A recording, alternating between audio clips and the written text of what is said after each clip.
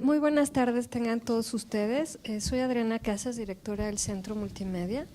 Quiero darles la más cordial bienvenida a nuestro panel. Adrián, Gibran, Antonio, Ani, muchas gracias por aceptar esta invitación y por compartir sus proyectos con nosotros. Antes de empezar doy un par de indicaciones. Nuestra salida de emergencia es esa de ahí. Solo hay que empujar y salir y caminar a la derecha hasta la plaza. No es nada difícil. No la vamos a usar, ¿verdad que no? Pero ya saben dónde está. Les dejo con esta gran mesa las creaciones más recientes de realidad virtual y arte, todas ellas apoyadas por el Centro Multimedia, a través de nuestro programa de apoyo a la producción de arte y medios, del cual Ani fue tutora y conoce muy bien los proyectos y fue acompañando el desarrollo de ellos. Bienvenidos todos, muchas gracias. Muchas gracias, Adriana.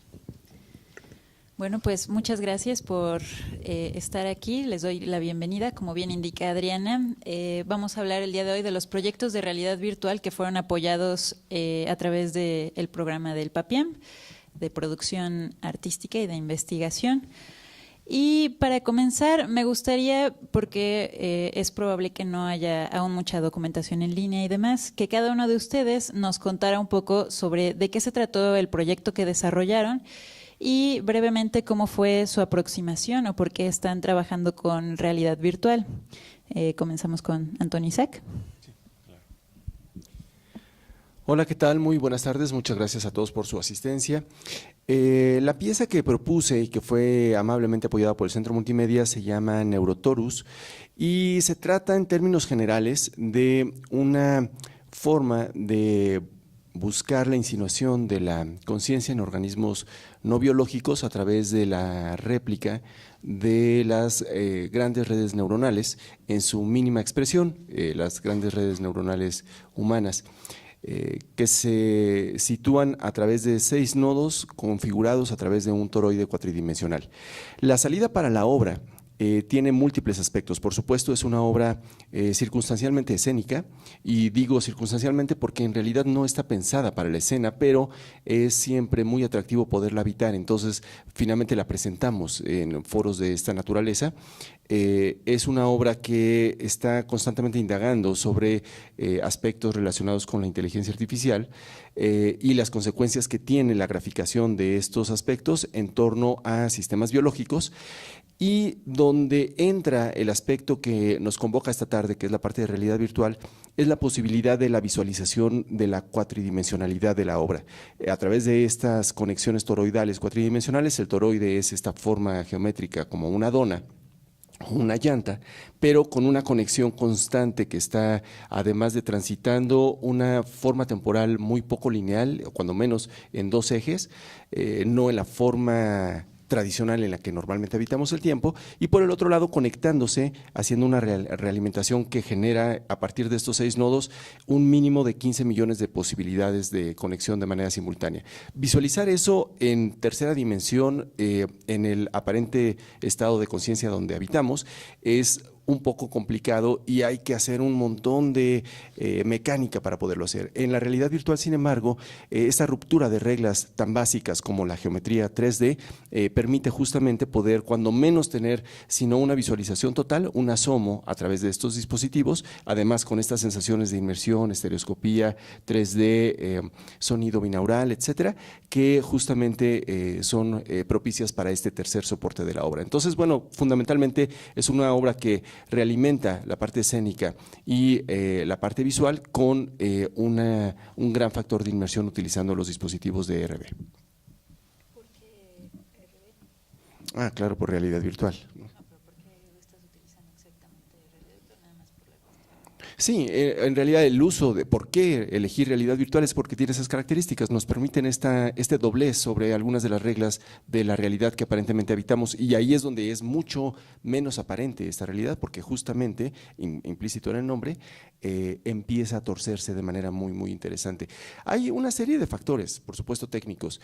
No nada más se visualiza por ejemplo, en cinematografía 3D, sino en ambiente de realidad virtual, porque neuronalmente genera una serie de efectos que son parte de lo que estamos indagando durante la obra misma, y hay una serie de efectos sinestésicos donde cualquiera de nosotros que haya estado en un entorno de realidad virtual sabe que los estímulos son fundamentalmente, cuando menos en este territorio, audiovisuales. Por supuesto hay trajes completos y feedback, etcétera, pero en términos generales son audiovisuales, y no obstante logramos tener estos factores sinestésicos que se trasladan a otros sentidos del cuerpo. Por supuesto, el primero más importante a habitar es el sentido del equilibrio, donde tenemos estos vértigos. Entonces, bueno, la razón para utilizar este formato justamente es la posibilidad de expandir el territorio de la realidad física, esta que habitamos, a territorios donde los dobleces de nuestras reglas de esta realidad son simulados a través de la computadora, habitados en el ciberespacio, y nos permiten justamente generar nuestra propia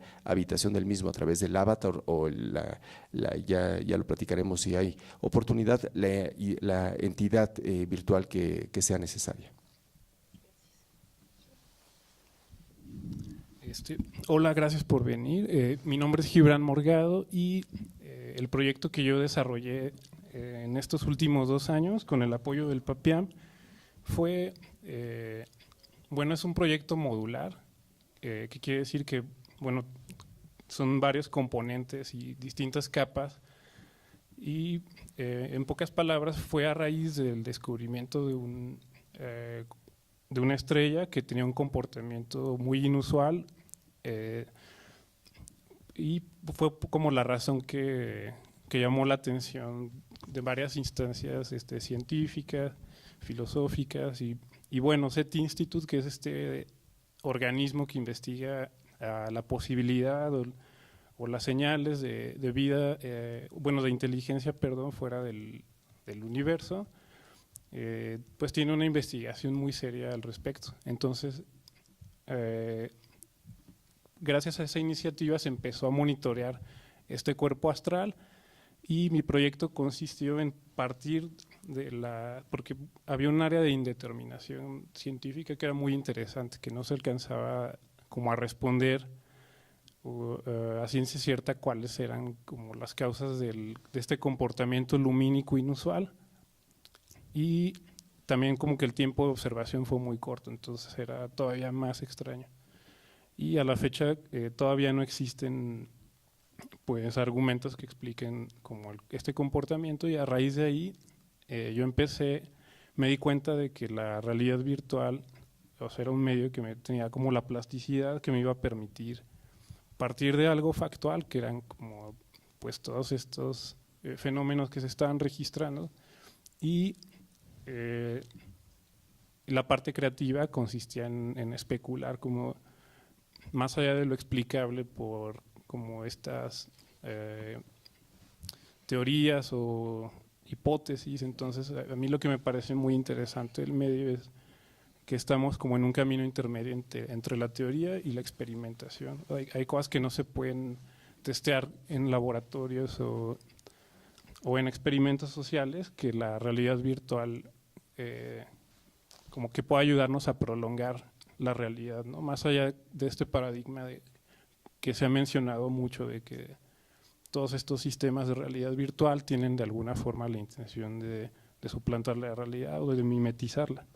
Entonces mi acercamiento tiene que ver más con la especulación, pero no en un sentido arbitrario, como de solamente especular abiertamente, y como sino combinar metodologías propiamente científicas, como la especulación basada en proyección de futuros y algoritmos genéticos para evolucionar objetos 3D, etcétera. Entonces, me pareció el medio idóneo para poner a prueba, pues, no nada más teorías que existen, sino posibilidades. O sea, la realidad virtual como un campo de posibilidad. Gracias. Adrián. Buenas tardes. Gracias al Centro Multimedia, a Adriana, su directora, a Ani por moderar y a ustedes, por supuesto, por venir aquí. Yo sé que no es fácil con el tráfico, la lluvia y el mundial, pero muchas gracias. Sí, mi nombre es Adrián Regnier Chávez, yo soy artista visual, egresé de aquí, de La Esmeralda, la escuela que está al lado, de pintura, escultura y grabado, y desde el 2010 he producido animación, video y animación experimental. El proyecto por el cual estoy aquí se titula GEOS, G.E.O.S. Es un proyecto modular de producción de 4 piezas en video y animación experimental. Spoiler alert, no terminé más que una. Llegaremos a eso eventualmente. Es un asunto muy técnico el de la realidad virtual y como veremos a lo largo de esta mesa, ¿por qué estoy produciendo esto? Es porque es el siguiente paso lógico para mi carrera. Mi producción siempre ha buscado homologar, unir, ver como dos caras de una misma moneda al arte y a la ciencia, al conocimiento humano. Y en ese respecto, GEOS, el proyecto, y mi persona, mis piezas, elaboran sobre un conjunto muy básico de realidades que ustedes y yo participamos actualmente y que mi obra busca analizar. Básicamente, mi obra se trata de bombas nucleares, la faz de la Tierra y la interacción de esta con nuestra materia, nuestra energía, a través de las 30.000 cabezas atómicas nucleares, que en cualquier momento pueden suponer el fin de todo o la transformación de todo en una nube nuclear de polvo estelar. Una vez que entendemos esto, mi obra elabora sobre esto. Mi obra, el transformarse en una nube de electrones que nos puede transportar a otras realidades a través de estos lentes que estaremos aquí utilizando, un poco a poco responde a la pregunta de por qué yo me aproximé hacia la realidad virtual. En la ciencia, en la física particularmente, hay un concepto que se llama límite de integración, que se refiere a cuán específica puede ser nuestra interacción con la materia respecto de nuestro conocimiento y nuestras herramientas.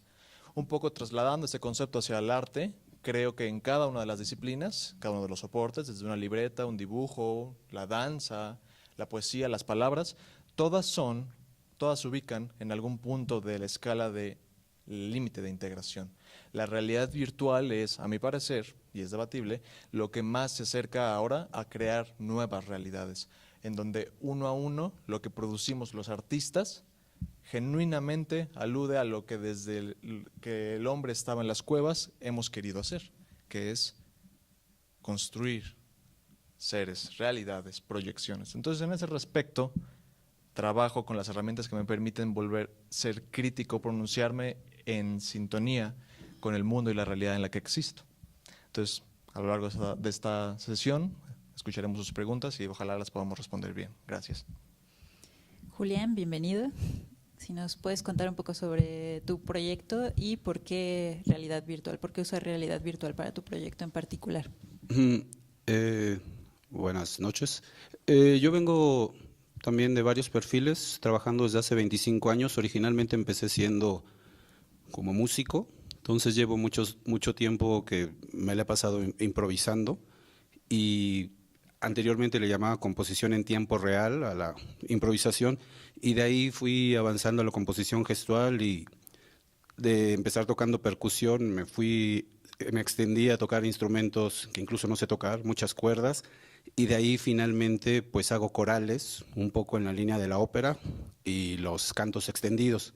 Entonces mi pieza se llama Antagonía, ópera de cámara y realidad virtual, y ahí por un lado hago un híbrido entre mis necesidades como intérprete y como compositor, pero ya no en términos de improvisación, sino ya súper compuesto. Entonces, por ejemplo, hice algunos corales a 36 voces, usé micrófonos binaurales, entonces sí intenté situar un poco la espacialidad 360, a veces no tan afortunada porque algunas veces utilicé sintetizadores modulares, entonces esos son mono y pues de todos modos, por más que duplicara a estéreo y hiciera una mezcla, al momento de juntar con las cosas que vienen de micrófonos binaurales, se pierde un poco la ilusión, pero bueno, fue un poco parte de los descubrimientos de empezar a usar binaural. Y por el otro lado, sí tengo una formación autodidacta que empezó de, estudiar filosofía en la UNAM y de ahí ser pintor y saltar a ilustración y después estudiar fotografía y después hacer video y después multimedia y después guión y de ahí saltar finalmente dónde puedo juntar tuve un encuentro afortunado que fue que no me aceptaron en ninguna escuela de cine, ni de aquí, ni de Cuba, ni de Madrid, y de ahí dije, ¿cómo junto todas estas aspiraciones, ¿no? De todo lo que un poco sé hacer? Y acabé en animación, de ahí a creación de videojuegos, estudié los másters, y ya de ahí me seguí trabajando en grupos de tecnologías interactivas, apoyando grupos de neurociencia con instalaciones de realidad mixta, ya con engines, con motores de videojuegos. Y poco a poco como que entre tener esos dos perfiles de soy como artista 3D generalista con interfaces interactivas y soy músico, y fue un camino que poco a poco retomé conceptos pues bastante viejos de los 90s, como las narrativas transmedia y como el arte híbrido. Y justo ahí fue cuando, pues por ambos caminos fue como muy obvio dónde puedo, incluso mis aspiraciones cinematográficas o narrativas, dónde hay un lugar donde yo puedo contar todo lo que me gusta. Y ahí, un poco como dijo Adrián, a mí el 3D se me hace como, la posibilidad se me hace infinita.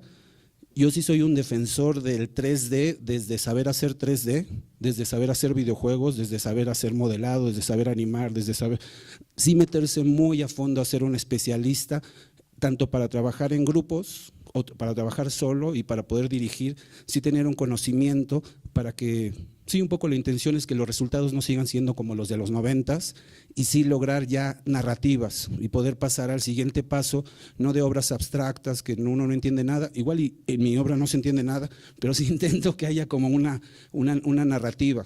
Y la realidad virtual en esos términos sí me permite un panorama que de otra manera, precisamente porque puedo generar todos los contenidos, sería imposible con los presupuestos que manejamos generar a veces ese tipo de producciones. El sueño será pasar a trabajar con especialistas en el futuro y tener modeladores, programadores, en vez de hacer todo yo.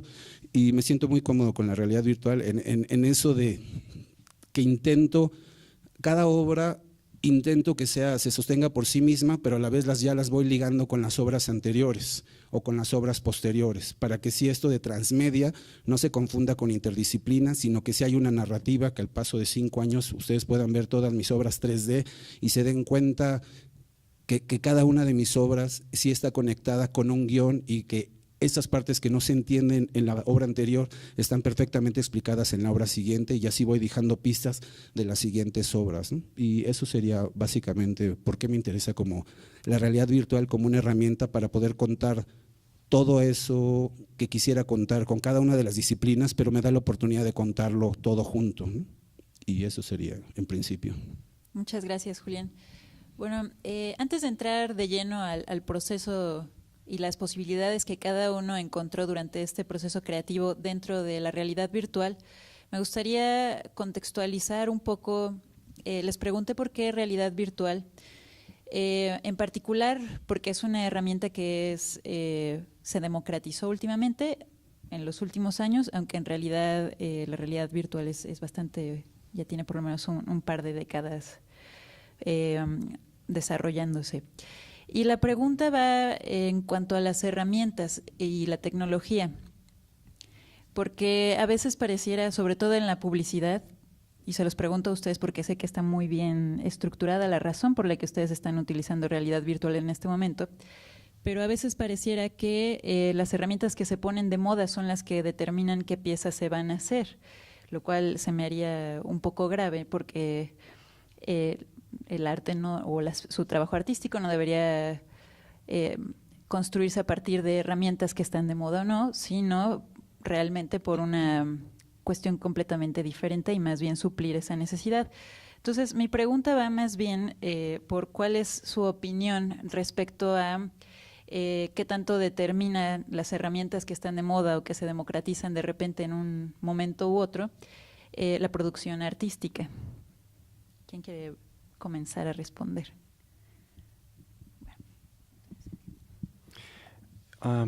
Yo pensaría que además de estar de moda, trabajar con realidad virtual en serio supone o presupone una serie de componentes tecnológicos que tenían pasillos sin fondos en las décadas anteriores. La realidad virtual arranca desde mucho tiempo atrás. Traje aquí algunos dispositivos para al final, si hay oportunidad, puedan ustedes disfrutar un pequeño dulce con los dispositivos que están acá abajo, pero traigo estos otros, ahorita me voy a bajar para que lo puedan ver. Yo personalmente consideraría el dispositivo que arranca el abuelo de la realidad virtual, 1830.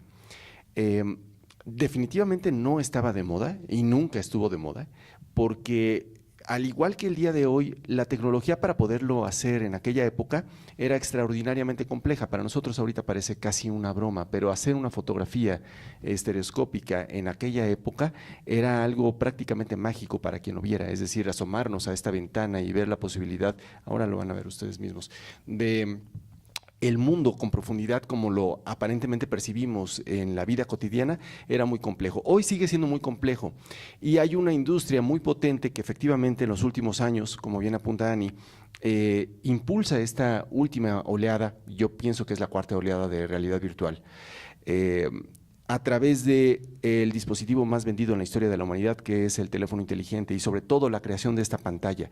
Pero se necesitó la potencia de toda la industria telefónica celular del mundo para poder otorgar a la realidad virtual una nueva oportunidad de poder tener la tecnología capaz de establecer, el despliegue de gráficos necesarios para que realmente fuera interesante, entre comillas, todo esto, por supuesto. Y dos, la capacidad de cómputo en estos prodigios tecnológicos que tenemos en nuestras manos, un poco más allá de las caritas felices o el pulgar hacia arriba, que es como desafortunadamente la mayor parte de los usuarios, yo esperaría que muy pocos de ustedes porque están interesados en este tema, pero la mayor parte de usuarios es lo que computa, es lo que hace, es lo que calcula con sus teléfonos en la actualidad. Entonces, claro, ahorita ha habido una especie de propulsión. Yo pensaría que más allá de moda es más bien un gran impulso, sobre todo a nivel económico, que permite entonces que accedamos a exactamente este concepto de máxima democratización. Y desde esa perspectiva, solo estamos en la punta del iceberg, es decir, apenas se está empezando a desarrollar, va a pasar algo más de tiempo que creo que afortunadamente nos va a tocar en el tiempo de vida si no sucede nada extraordinario que nos lo impida, pero vamos a ver esa evolución, ya la estamos viendo pues. Probablemente más allá de determinar cómo va a ser la forma del arte, es algo que algunos de nosotros, en lo personal lo puedo manifestar así, lo estábamos esperando hace aproximadamente 17 o 18 años. Es decir, varios intentos previos tuvieron este callejón sin salida donde definitivamente no había suficiente resolución en las pantallas. Olvídense del presupuesto y el dinero, o sea, no había tecnología para hacerlo. No había la capacidad de una conexión inalámbrica veloz de alta calidad para poder manifestar sonido a través de audífonos que tuvieran las cualidades necesarias para poder hacer reestructuras neuronales como las que se estaban buscando.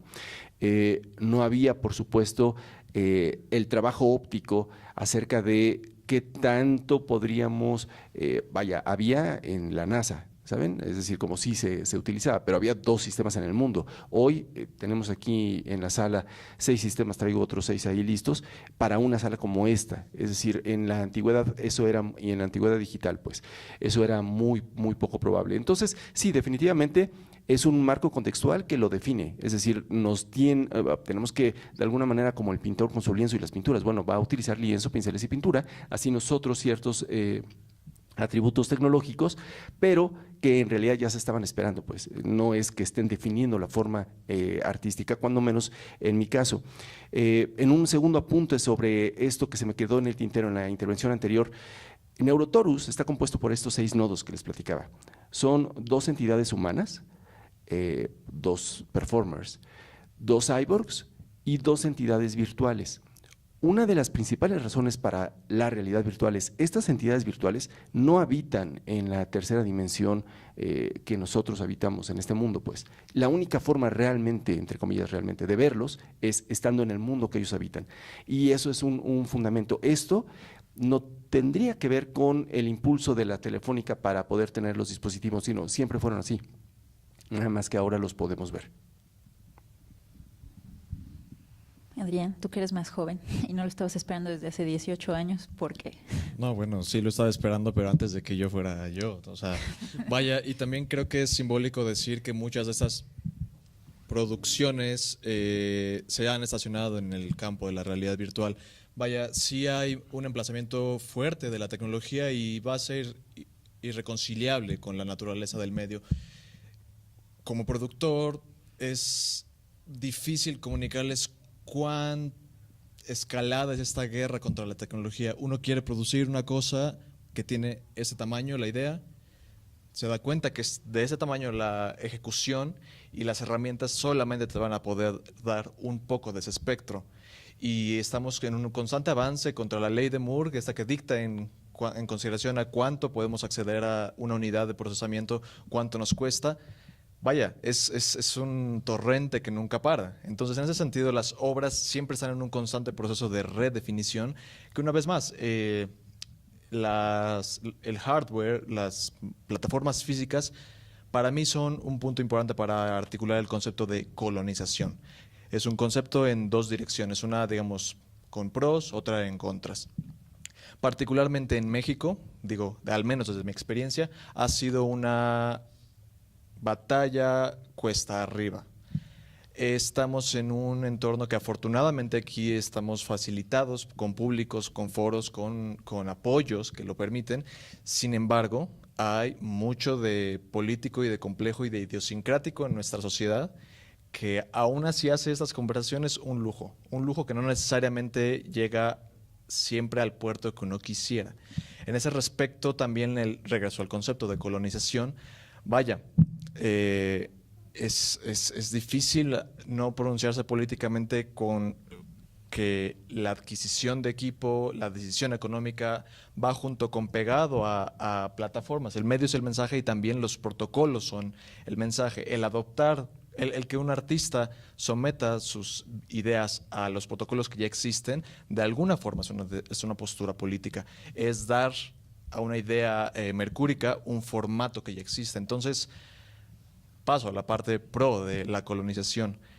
Personalmente a mí me significa mucho la realidad virtual porque, como mencionaba, son nuevos mundos. Nosotros estamos, ojalá, como dice Antonio, alcancemos a ver la colonización de Marte y qué maravilla, ¿no? Y sin embargo, ¿qué va a pasar cuando lleguemos ahí? ¿Qué vamos a llevar cuando lleguemos ahí? Un poco de una manera similar pasa en las realidades virtuales. ¿Qué tipo de uso se les dan a estas herramientas? ¿Cuánta publicidad surge al respecto? Si se mejoran los formatos de las herramientas, ¿para qué son? Si los costos que se alcanzan son prohibitivos para algunos y capaces de asequirse para otros. Últimamente, también las piezas que se muestran y que podrían ser el anclaje crítico de todo esto, también es muy difícil. Podremos experimentar aquí un poco con lo que tengamos con los Gears, más o menos lo que producimos, y sin embargo siguen habiendo muchas muestras de esta lucha constante de colonizar a favor, colonizar en contra. Y bueno, mientras el cuerpo aguante, uno va a seguir, ¿no? Pero es difícil. ¿Alguno de ustedes quisiera agregar algo más? Creo que va a empezar Julián, perdón. Julián, okay. Y ya luego al final Gibran. Yo creo que desde un punto de vista psicosocial y tomando una postura política, pro, contra, crítica de la tecnología, todos, precisamente por este tipo de, no sé, por ejemplo, yo si tuviera acceso a unos trajes Excense que valen, no sé, 150,000 o 200,000 pesos, no necesitaría animadores, porque perfectamente puedo hacer rigging y integrarle el motion capture. Entonces necesitaría performers, actores, bailarines, lo que sea, y eso me facilitaría ir a una velocidad que en particular a mí, yo sufro de animar y me gusta más capturar e integrar, ¿no? Para poder seguir avanzando.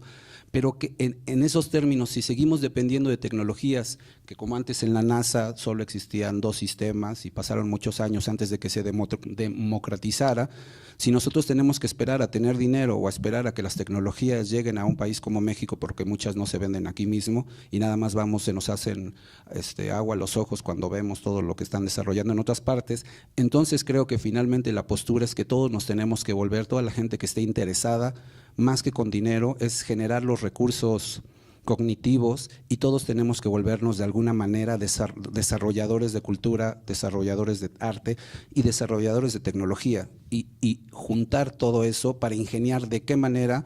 Pues estaría increíble generar esos recursos para comprarme un Xsense, pero ¿de qué otra manera yo puedo hacer eso? Porque un Kinect definitivamente o un Asus Pro no me da ese nivel de captura con un software como Brekel, que es accesible, y más herramientas. Finalmente sí hay una gran distancia entre tener herramientas mainstream a la altura de efectos especiales de cine, y ya está toda esa tecnología, ya lo sabemos, hay captura de render en tiempo real para efectos con Unreal, con Unity, y dices… pues no llego, ¿no? El conocimiento está, pero igual y los recursos. Entonces, ¿cómo abrevamos ese camino? Y solo ya respondiendo un poco a lo de por qué realidad virtual, pienso en términos de que finalmente, yo relaciono mucho los sueños y la virtualidad, porque son como dos caminos donde pueden ocurrir cosas imposibles, ¿no? Y aquí es, ¿por qué esa necesidad de integrar la palabra realidad? ¿Y por qué no borrar esa palabra y solo concentrarnos filosóficamente, estéticamente, en la palabra virtualidad? O sea, es un poco, porque si no, como en los sueños, que a veces uno cree que tiene sueños lúcidos, estamos haciendo mapeo increíble de la realidad en la existencia, como seres existentes, en los sueños. Y por eso nos impresionan y por eso creemos que tenemos una experiencia mágica. Quizás sí la tenemos, pero tenemos una capacidad, ahora que existen esas palabras, para renderear la realidad en los sueños brutal, de tal manera que la reconocemos y por eso nos impresionamos. Entonces es justo, ¿de qué manera en vez de hacer mapeo de la realidad, en qué sentido empiezo a entender los límites de la virtualidad, que son infinitos? Y una vez que tengo un límite tan gigantesco, quizá entonces sí puedo generar mundos virtuales increíbles que superen a la realidad, porque llevar la realidad a la realidad… El otro día cité una cosa, Reggie Watts, rapero que usa loops, tiene piezas de realidad virtual y dijo, nos empeñamos tanto en hacer la realidad virtual que tan real, que una vez que lo logremos, lo único que va a pasar va a ser que decimos, esto es la realidad. O sea, ya entendimos la realidad y la llevamos a la realidad virtual. Es bastante estúpido en el fondo. O sea, querer llevar la realidad a la realidad virtual. Entonces, por eso digo, ¿por qué no integrar, tratar de borrar esa palabra también, aparte de intentar ser desarrolladores de tecnología, ser desarrolladores de virtualidad y comprender hasta dónde, si es que tiene límite, no creo que lo tenga. Y eso sería como un poco mi… Gracias, Gibran. Sí, por ejemplo, a mí durante el desarrollo del proyecto y también cuando me invitan a platicar sobre realidad virtual, como que me llama mucho la atención lo centrado que está en el hardware. O sea, como que la producción de hardware está en el centro de la discusión y, bueno, la producción de dispositivos. Y creo que hay una cosa importante que disociar, que es el dispositivo del fenómeno que utiliza ese dispositivo como vehículo, ¿no? Para materializarse, para virtualizarse. Entonces, por ejemplo, también algo que me gusta mencionar y que a veces también trato de llevar a la práctica es, también de esparcir la idea de que la inmersión y la realidad virtual pues ocurren en muchos ámbitos, incluso desde antes de, por ejemplo, se suele mencionar los frescos del Renacimiento o pinturas rupestres como los primeros campos envolventes de visión y formas como de representar de alguna forma el espacio o la simulación del espacio, etcétera. Y luego también hay toda una perspectiva de representación de la realidad virtual a partir del Chemware, que es como a partir de la química, ¿no? Entonces, por ejemplo, creo que estamos cubriendo un espectro muy estrecho de la realidad virtual al referirnos a la historia de los dispositivos, de los headsets, ¿no? Porque al final de cuentas sí, es el recorrido de la historia de las pantallas, en realidad, ¿no? Desde el sensorama hasta, los más actuales siguen reproduciendo el principio del intermediario, que es tener una pantalla pegada a la retina, y sigue siendo un fenómeno pues tal cual, o sea, muy retinal, y pues no sé, como que a mí me interesaría que se ampliara esa noción, pues no nada más de realidad virtual, sino de inmersión, porque al final también hay una serie de fenómenos que terminan siendo tan influyentes como el perceptual o el visual, y pienso también, por ejemplo, como en estos sistemas de inducción de campos electromagnéticos para generar emociones, o sea, patentes de DARPA, etcétera. Entonces es una forma también que se me hace poco explorada, ya no digamos en la producción de proyectos, sino en el análisis del fenómeno de realidad virtual. Gracias. Pues a manera de conclusión sobre esta pregunta, podríamos decir que más bien hay una necesidad expresiva y de construcción de un lenguaje imaginario o virtual incluso, que es mucho más, que es anterior a la existencia per se de la realidad virtual como tal o como la conocemos hoy en día o como se ha explotado en los últimos días, y que más bien todas estas piezas o estas visiones de artistas incluyen la realidad virtual solo porque está supliendo algo que ya se está, una forma de expresión que ya se estaba intentando crear o generar, pero que por diferentes limitaciones, ya fuera tecnológicas, técnicas o las que fuera, no era posible hasta ahora. Y en ese sentido me gustaría preguntarles, en su proyecto en particular, ¿cómo fue este proceso de tener una idea y luego encontrarse con estas limitaciones que producen la misma tecnología en cada una de sus piezas? ¿Quién quiere empezar? Bueno, Antonio. Pues sí. Para llegar a un proyecto de la magnitud que me parece digna de presentar ante el jurado seleccionador de PAPIAM, en mi proceso personal hay una serie de maduraciones en torno justamente a exactamente qué es lo que se va a proponer con con mucho cuidado, con mucha precaución del alcance del apoyo mismo.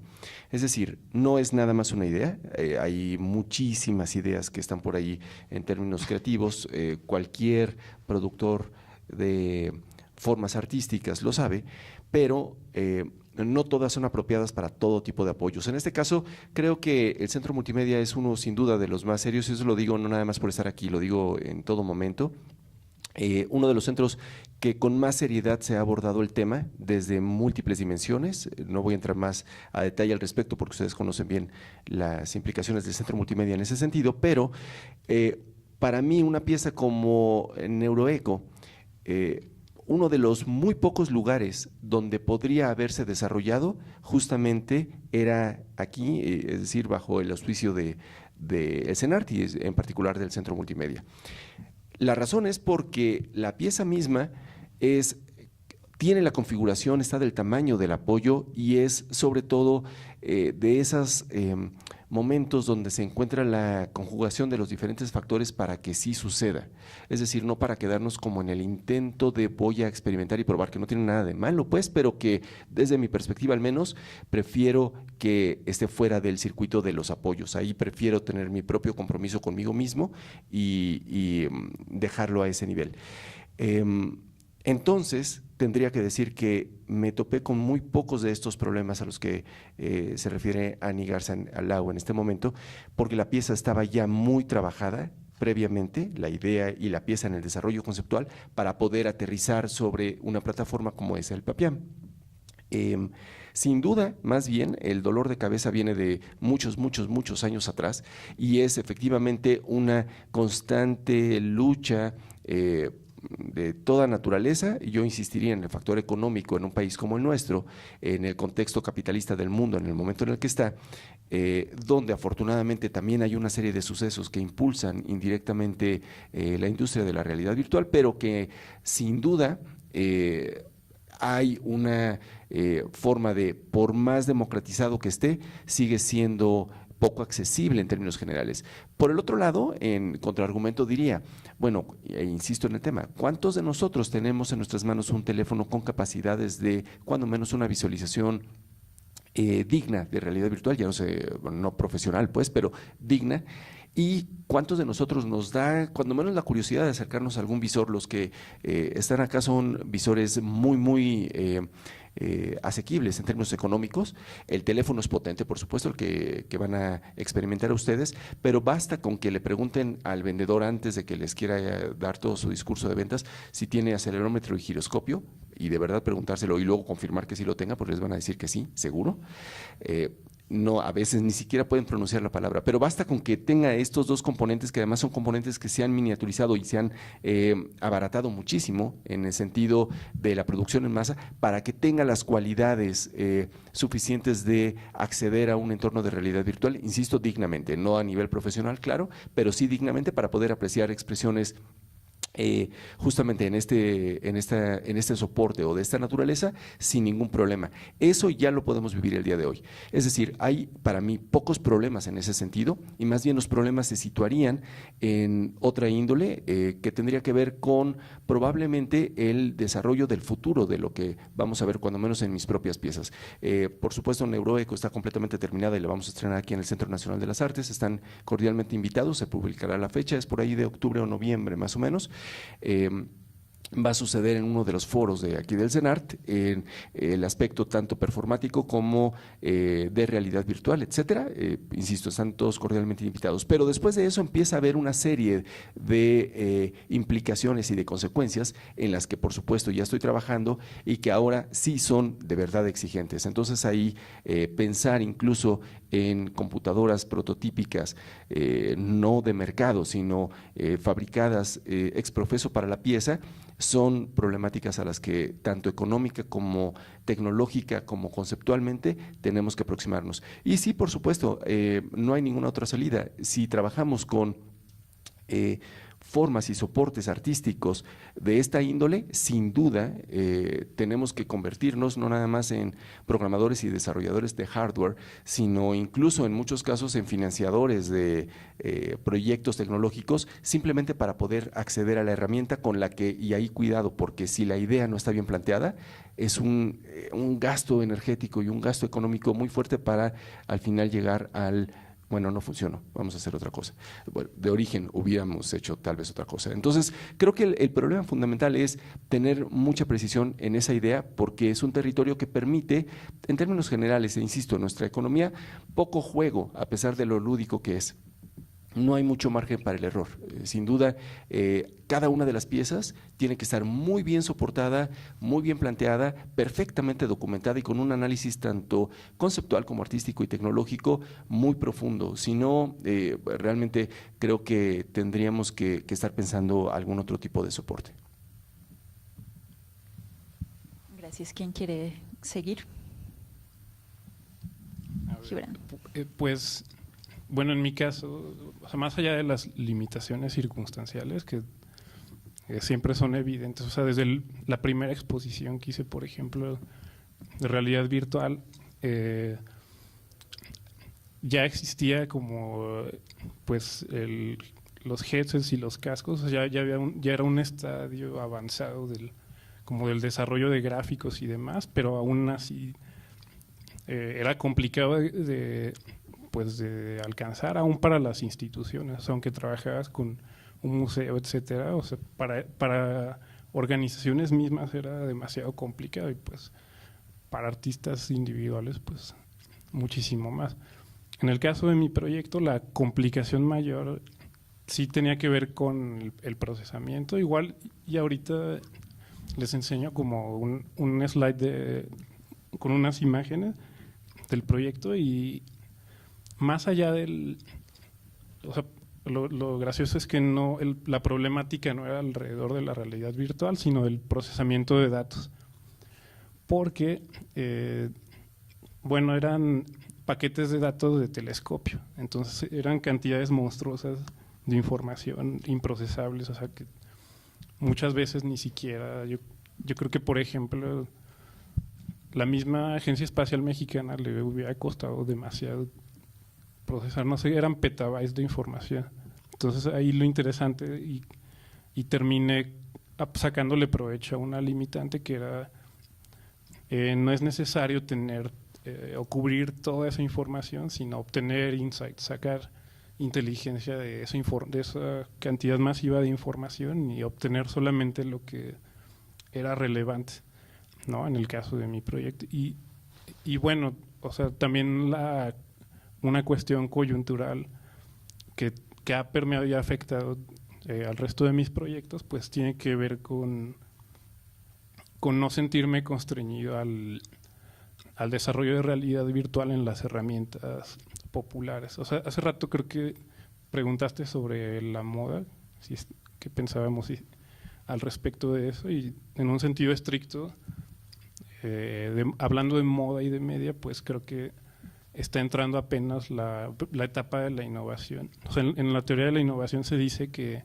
ocurre en los laboratorios o cuando se está inventando y nadie conoce esa tecnología, y más bien es al revés, o sea, cuando empieza a dispersarse, a popularizarse y a hacerse masiva, es cuando realmente empieza a haber ese salto de magnitud, no nada más de adopción tecnológica, sino de darle propósito a esa adopción. Entonces ahorita hay como un debate interesante entre, bueno, ¿qué vamos a hacer? ¿Nos vamos a poner a desarrollar la misma herramienta o vamos a dar un salto hacia otro lado, hacia narrativas, hacia desarrollo de proyectos y solamente ser usuarios de las tecnologías? O sea, como que es una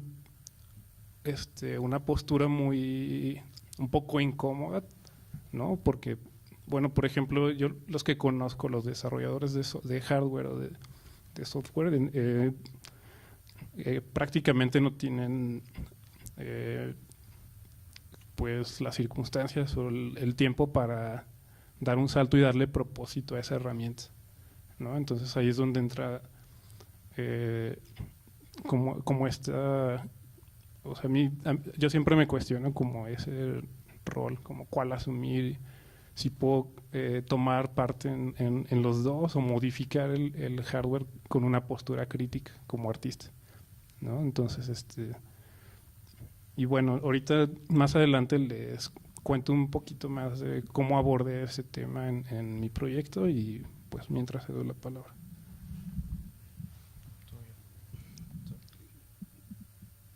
Antes de que se me olvide.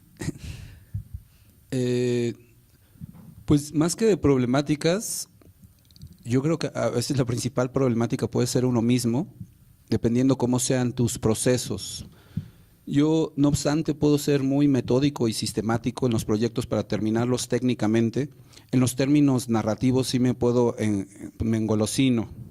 Entonces, aunque independientemente escriba un guión de lo que teóricamente se supone que voy a representar en 3D, de pronto, más allá de si me da tiempo de animar todo, hacer todos los escenarios, todos los personajes, que eso sí podría ser una limitante, necesito como 5 yos, y pues el proyecto era para uno. Y en esos términos, de pronto me doy cuenta que hay algunos fallos narrativos. Uno es la abstracción narrativa de lo que yo no quiera que sea tan didáctico en lo que estoy contando, y otra cosa es que de pronto sí me doy cuenta que hay algunos fallos narrativos. Entonces, no obstante que haya terminado la pieza, como normalmente por lo menos de 2 o 3 años para acá estoy haciendo 2 piezas o 3 simultáneamente al año, llega un momento en que mis sueños, pues me tengo que partir el día por proyecto en 3, entonces tengo que trabajar de 12 a 16 horas haciendo 3D, lo cual sí te puede generar, por eso tengo esta como alianza con los sueños, que de pronto los sueños empiecen a ver alterados de tanto 3D. Entonces sí tengo alucinaciones, ya no sé si estoy dormido, si estoy medio, no sé, semidespierto, pero sí empiezo a tener como visiones de tanto 3D que hay. Entonces de pronto como que digo, eso, y voy anexándole más y más, por eso también me encanta lo transmedia, y digo, bueno, ok, ya se extendió demasiado el guión, ya tengo la parte, ahorita estoy haciendo una trilogía que se termina este año, entonces digo, ya tengo la parte 4, ¿no? Y ya comienza la parte 5. Pero, no obstante, la pieza está terminada en un punto. Ahorita mismo sí me di cuenta que tenía que meter una escena que no estaba planeada para poder ligarla con la parte 3, que estoy haciendo otra pieza de realidad aumentada. Entonces, yo creo que en mi caso es esa cuestión como narrativa de que Para mí la narrativa es muy fuerte, más que la realidad virtual, más que el hardware, más que la tecnología. Sí estoy intentando desarrollar narrativa y el principal problema es quizá ese exceso de 3D que manejo, y que me parece afortunado porque así tiene como cierta esquizofrenia psicótica, mágica, rara, de cosas que precisamente son las que como que me interesa atrapar, más que si estoy súper sobrio y soy súper realista y escribo un guión impecable que un guionista me dice, wow, qué maravilla, este guión es precioso. Sí me gusta que tenga precisamente estos como pequeños absurdos que vienen completamente alimentados de una sobresaturación de 3D, ¿no? Entonces, el principal problema puedo quizás ser yo y mi manera de funcionar un poco, ¿no? Muy bien. Yo estuve reflexionando cómo decir de la manera más animosa el hecho de que sí, como les mencioné en la introducción, yo planteé 4 piezas porque según yo tenía 8 brazos más. Sin duda no los tengo y produje una. ¿Por qué? Porque coincido con Antonio en cuanto a que hay disciplinas que son más permisivas para retroceder sobre tus propios pasos. Es curioso que este campo está tan urdido, como mencionaba al principio, de tantos detalles cruciales, tantísimos, que bueno, hay perfiles que aceptan más estas estructuras que otras.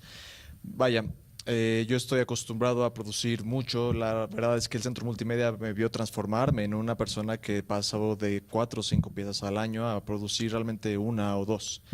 2 que sin embargo he aprendido a cambiar el fraseo, no a verlo como bueno, ¿dónde quedó el trabajo?, ¿no? Sino a verlo en términos de densidad. Y eso es algo que he de agradecer muchísimo a las autoridades del Centro Multimedia y al programa, porque la verdad es que han sido y serán increíblemente acomodadoras a la visión del productor, del artista, a respetar sus procesos y sobre todo a que te den carta blanca y mucha disciplina para que uno se sienta como la inversión que está haciendo.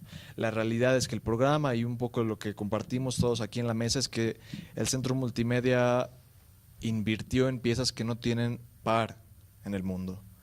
Somos una población, tanto los que lo producimos como los que estamos rodeados y los que participamos de esos discursos, privilegiada en muchos sentidos. Y por eso es que tal vez en las vicisitudes que yo enfrenté en la producción de mi proyecto, intenté ser más preciso que todos los 18, 25 años de carrera que tenía antes, el saber que le podía regresar no solamente al Centro Multimedia, sino al mundo piezas que volvieran a ser críticas al respecto.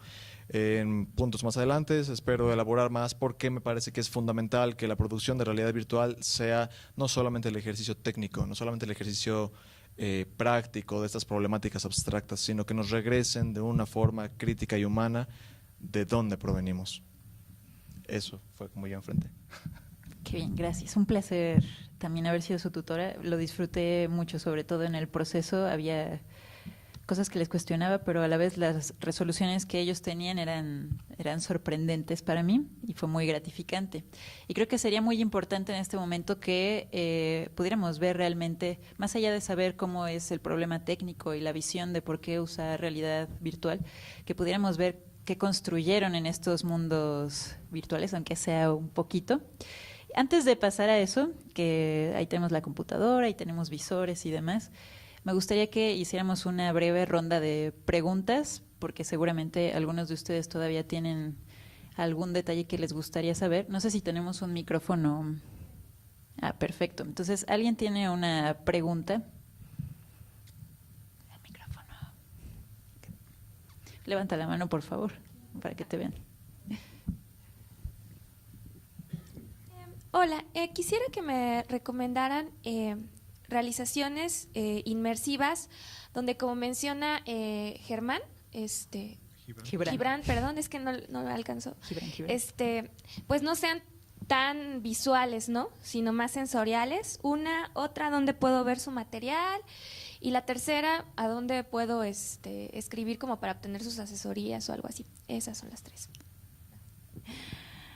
Asesorías o algo así. Sí, es bastante interesante. Bueno, está el Centro Multimedia, que tiene el laboratorio de realidad virtual. También hay un laboratorio de inmersión en el Centro de Cultura Digital, que también tiene sesiones abiertas al público. Y para obtener más información sobre cada uno de los artistas, rápidamente díganme sus sitios web. adrianregnier.com. El mío es gibranmorgado.com, pero sin acento y con doble N. Fácil, julianbonecki.com, sin acento. Bueno, a ver, sí hay uno, antonioisaac.net, pero me interesó más o algo así, donde podría mencionar mi actual laboratorio Principios de Artes de la Complejidad. Eso es un algo así, no es una asesoría, es un laboratorio de experimentación artística que en este momento de hecho se está llevando a cabo por auspicio del Fondo Nacional para la Cultura y las Artes en un pueblo mágico que es Real del Monte. De hecho, justamente en este momento estoy desdoblado porque sigue el laboratorio sucediendo allá y estoy con ustedes aquí como parte de las actividades del mismo, trabajando con 3 ejes que son la relación entre arte y biodiversidad, arte y realidad virtual y arte y neurociencias. Al final, bueno, voy a estar por aquí unos minutos, si alguien está interesado, están también todos cordialmente invitados. Termina el sábado, entonces todavía tenemos 2 jornadas muy interesantes. La de mañana, toda la jornada está desarrollada sobre realidad virtual y es en resonancia justamente a esta plática. ¿Puedo hacer un comercial también? De hecho, olvídense de mi sitio web, porque ahí nada más si quieren ver mi sinopsis, pues ahí está mi currículum súper detalladito como un diario.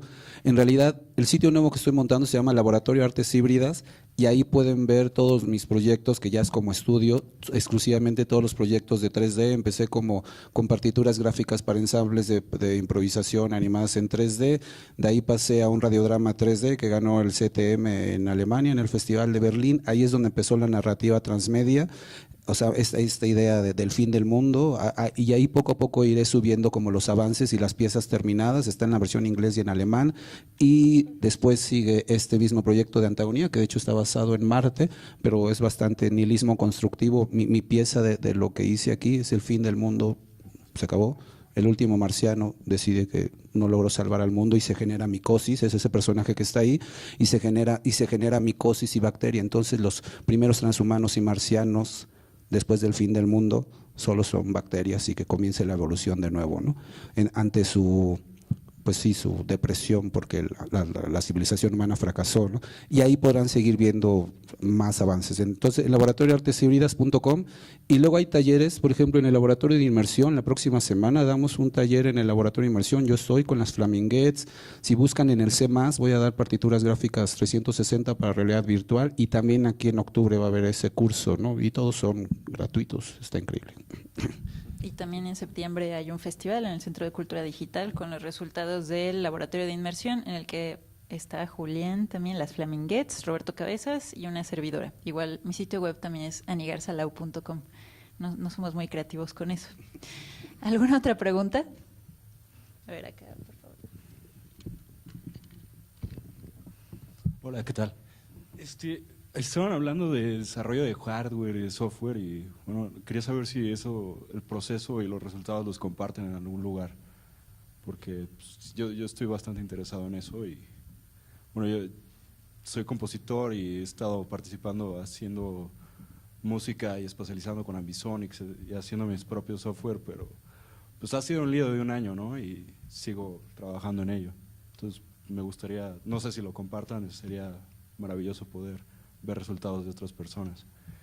Y oye, antes que cualquier otra cosa, él es Pablo Abelardo, que él es el compositor con quien he trabajado los últimos 5 o 6 años. LG, las piezas de realidad virtual, tienen el honor de ser musicalizadas por él. Y sí, tantas preguntas se me pueden dirigir a mí como a él, porque es un reto la sonorización. Y por otra parte también, sí, quería saber si compartes esas partituras en 360. Pues, de hecho, ahí la idea, como dije que soy un defensor del 3D, mi idea, por ejemplo, de impartirlo en el C+, o aquí mismo, es para que invitar artistas sonoros y compositores, que muchos no saben hacer 3D, y les voy a dar un intensivo que les voy a meter mucha caña para enseñarles a hacer 3D y que ustedes mismos construyan sus propias partituras y ya no sean gráficas bidimensionales que generalmente la audiencia no ve, solo el compositor y el intérprete hasta que mueren, muchos años después, y el reto es que las interpreten en tiempo real. Entonces ustedes van a hacer su partitura y al final se van a poner el visor y la van a tener que interpretar en tiempo real. Entonces así sí podremos ver que lo que el compositor concibe es lo que él interpreta. Un poquito ese es como el reto, ¿no? Entonces el del C+, en Morelia, pueden investigar, es por parte del sistema de retribución del FONCA y son 40 horas. O sea, eso va a estar súper intensivo, primero en agosto y después en septiembre. Y ese mismo curso, para los que no pueden ir a Morelia, va a haber una versión abrevada aquí, pero igual súper depurada. Eso es en octubre, aquí en el Centro Multimedia, que también sacarán, y ese va a ser de 20 horas. Entonces, más que compartir las partituras, ustedes van a ser los que van a hacer las partituras. Suena muy interesante. Bueno, pues esas eran las preguntas.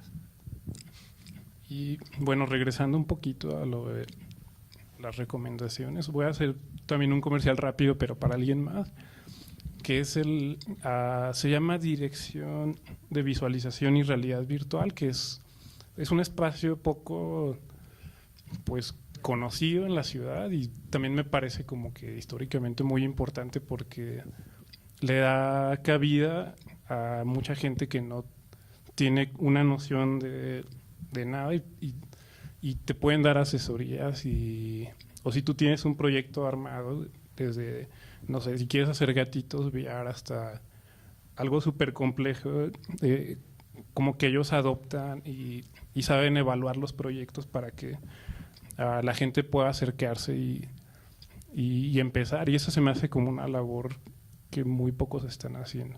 O sea, como darle una amplitud a ese espectro educativo tan amplio.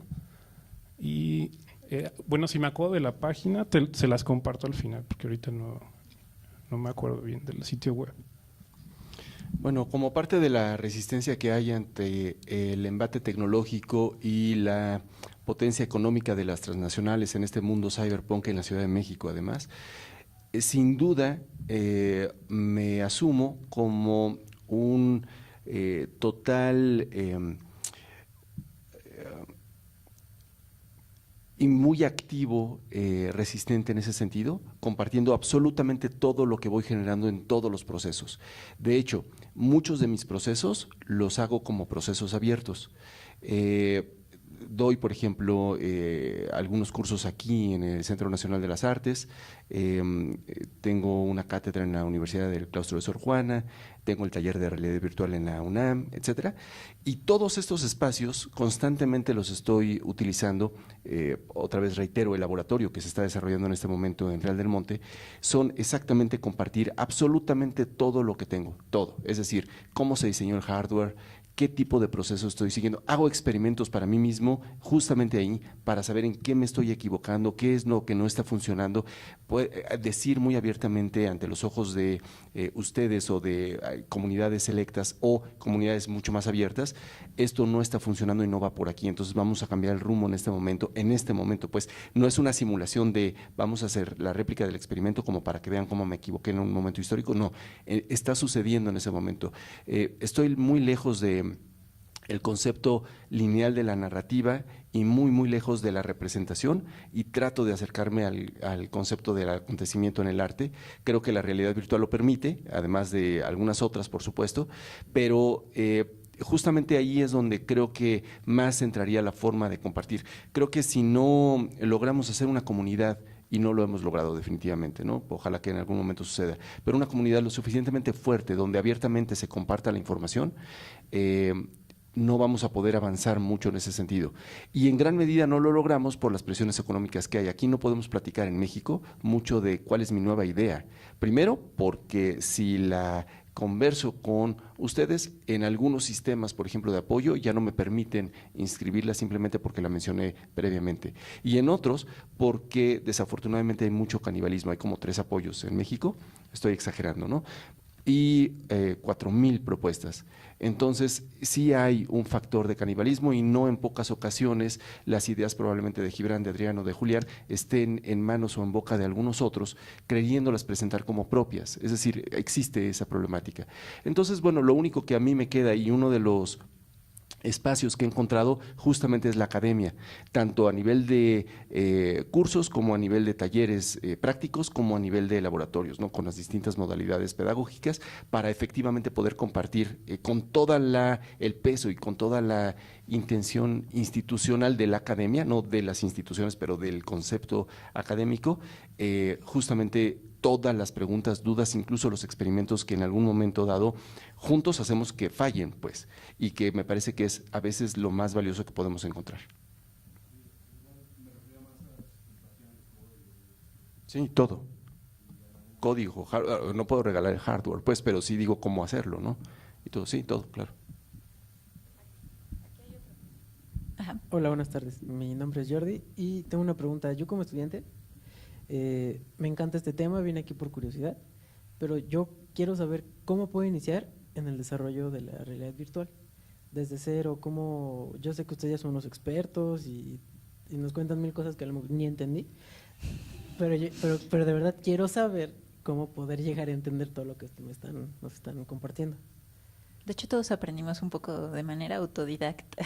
Entonces, si quieren compartir cómo fue su proceso. Sí, bueno, una vez más retomo la colita de lo que decía Antonio, porque él mencionó una palabra que yo siempre busco cuando hacen preguntas de ese estilo, Jordi, el error. El error es muy interesante. Curiosamente yo no producía video en animación. A la fecha no me considero, y yo lo sé, nadie me lo tiene que decir, no soy muy buen animador. Sin embargo, justo como decía Ani, lo autodidacta es muy interesante porque en una sociedad como la nuestra, la creatividad es un impulso fundamental, pero a menudo está cooptada por el miedo al fracaso. Y eso es algo que también va junto con pegado de un modelo educativo y un modelo capitalista o ideológico que busca definirse por logros específicos. Mucho de lo que la realidad virtual supone es el desarrollo de tecnología intelectual, ideas que, a distinción de otras, uno apoya y uno impulsa, aun cuando supongan un sistema de errores.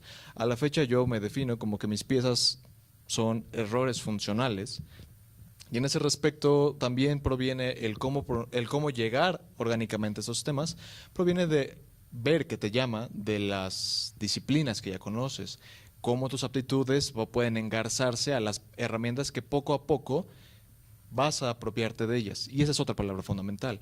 ¿Cómo vas a hacer tú de esa experiencia la tuya, única y irrepetible? Y en ese respecto puede haber muchos miedos, muchas inseguridades, pero una vez más, la única puerta que tienes que cruzar es la de hacerte uno con el error.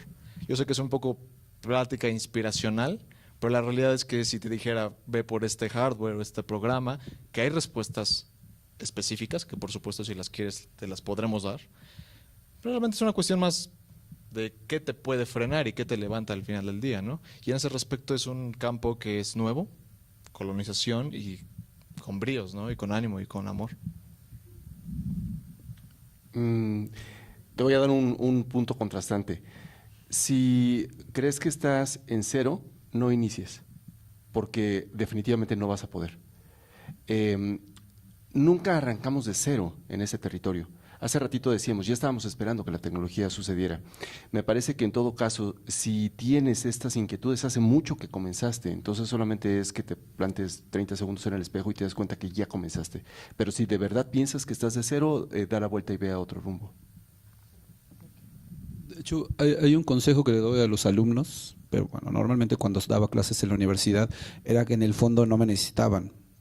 Y es porque está mágicamente Internet, y desafortunadamente los foros en inglés han avanzado más rápido, entonces si ponen en Google y preguntas how to make virtual reality, pues empiezas a ver todos los videos y poco a poco tú te vas volviendo el propio juez de cuáles te están diciendo lo que tú estabas buscando. Entonces, justo en tu pregunta está la respuesta.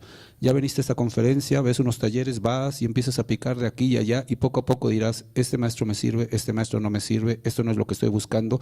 Y en todo eso que vayas viendo, que vas descartando, te va quedando otra vez la respuesta de qué es exactamente lo que quieres. Y la cosa más importante creo que es, primero, ¿qué quieres decir?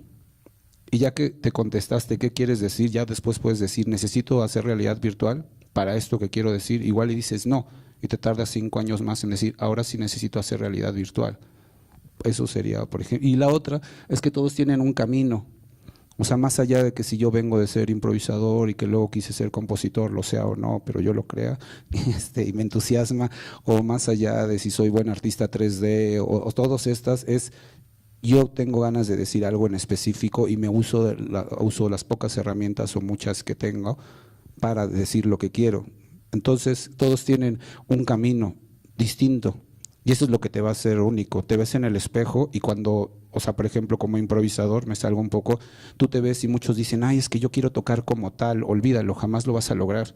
Tú tienes que verte en el espejo y decir, yo quiero ser Julián Bonecki, y un día verte y decir, wow, soy Julián Bonecki, y sentirte súper satisfecho, aunque suene narcisista, porque entonces ya amas tu trabajo y ya encontraste que tu trabajo te está dando el fruto de lo que tú querías decir, ¿no? Entonces creo que también va por ahí. Solo se trata de ser tú mismo y ver si más allá de que quieres estudiar, pues nada más ver qué sientes que te acerca a ser tú mismo. Yo iría por ahí, ¿no? Creo que un poco sobre lo que dice Julián, más bien cada uno de nosotros tiene una forma diferente de acercarse o de realizar cosas con realidad virtual. Por ejemplo, yo vengo de videojuegos y programo. Soy malísima para animar y para modelar 3D, entonces mi aproximación es diferente. Julián es súper bueno para hacer 3D y logra esta calidad de 3D. En fin, Adrián está más desde el lado de la animación y la parte narrativa y conceptual de visual. Entonces cada uno tiene una forma diferente de aproximarse. Tampoco te podemos decir, mira, lo primero que tienes que hacer es aprender a programar, usa Unity y luego modela en Maya. No hay un solo camino, hay muchas formas de acercarse a la realidad virtual. ¿Tú quieres decir? ¿O no? ¿O no acercarse? A ver, aquí hay otra pregunta, por favor.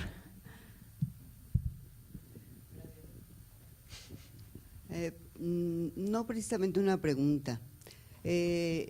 Yo creo que es muy válido lo que tú estás haciendo porque los acercamientos se dan de diferente manera y algo que provoca también es que te acerques al artista.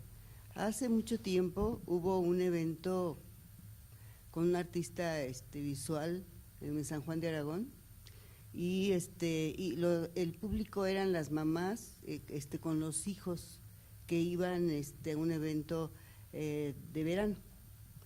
Y entonces, con la inocencia, pero también sin el temor a equivocarse, o también a decir, a lo mejor sé más que el artista en lo que estoy preguntando, lo que se logró fue que se acercaran al artista. Y de pronto lo mejor que hubo fue eso, fue el diálogo, que a pesar de que muchos dijeran, es que el camino que cada uno hemos tenido es diferente, yo vengo de A, de B, de C y de D, lo importante es que se acercaron los niños al artista y de pronto el artista le respondió, ¿tú qué haces? No, pues que videojuego. Ah, pues mira, ahí en videojuegos se utiliza esta técnica y entonces al responderle el artista sobre la herramienta que está usando, el niño dijo, así es que yo sí, y entonces empezó el diálogo. También en la parte de trabajo virtual, yo he experimentado la necesidad de encuentro con el artista, de preguntarle, yo tengo la oportunidad de que a veces tengo contacto con el artista desde los bosquejos en su cuaderno, pero esa alimentación es importante. Pero ¿y qué pasa con los que no tienen esa posibilidad de cercanía? Estos talleres, la opción A, la B, la C, la D y la E, son válidos. Está bien la parte y es muy importante que ustedes comentan de que cada quien, o sea, de que si tú, no estoy de acuerdo en que, bueno, es que si tú piensas que no, que si no sabes qué es lo que quieres, pues creo que por aquí no va. O lo que tú comentabas, ¿no? De la parte esta de que te preguntes y que si te des respuestas. Yo creo que sí es parte de, pero también el que te acerques al que ya los están haciendo, a lo mejor únicamente visualmente, hay estímulos, hay muchos estímulos visuales, auditivos y también la comunicación. Lo mejor que tenemos es la palabra, entonces yo creo que es importante, es muy válido y que no lo sueltes. Habla con cada uno de ellos y con el que seas más afín, conéctate. Y también utiliza el internet, pero no lo sueltes, aunque ellos te digan que por tu lado. Muchas gracias. Bueno, para que no se nos acabe el tiempo, porque sí quiero que vean su trabajo, sino el actual, para no dar spoilers, por lo menos el anterior. Y les vamos a hacer esto de manera ordenada porque Antonio Isaac trae unos visores. ¿Cuántos visores traes? 6. ¿6 personas pueden estar al mismo tiempo viendo? Ok. 6 personas que quieran acercarse a verlo pueden levantarse. Si cuentan más de 6, siéntense por favor. Cuando uno termine de verlo, pueden tomar su lugar. Son estos 6, vamos a irlos justamente haciendo como un flujo y, 8, porque aparte tengo el clasiquísimo Viewmaster que no se pueden perder esta tarde. Es decir, no puede haber una charla de realidad virtual sin que experimentemos realidad virtual. Entonces, creo que lo podemos hacer con flujo, tal vez en el momento ya como de despedirnos. Y también tengo la pieza de museo.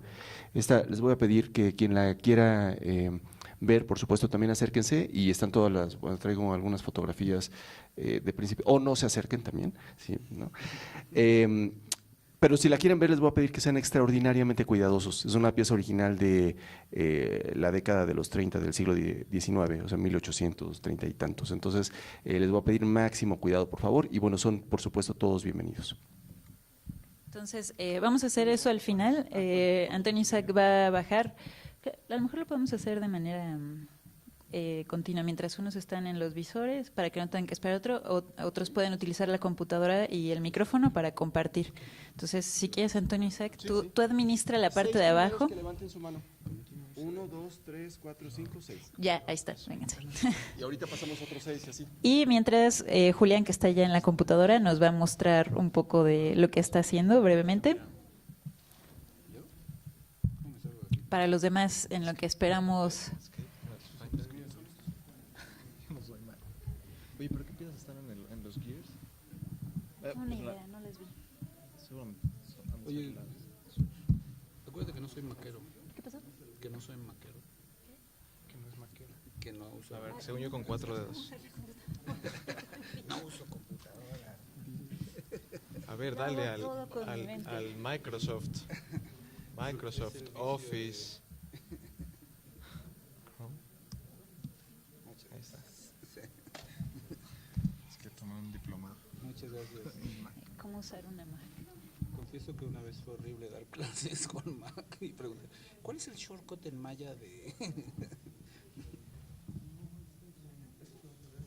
Bueno, y supongo que si sigue habiendo preguntas, Sí. preguntas, ¿no? Pero Pues en lo que Julián pone su presentación.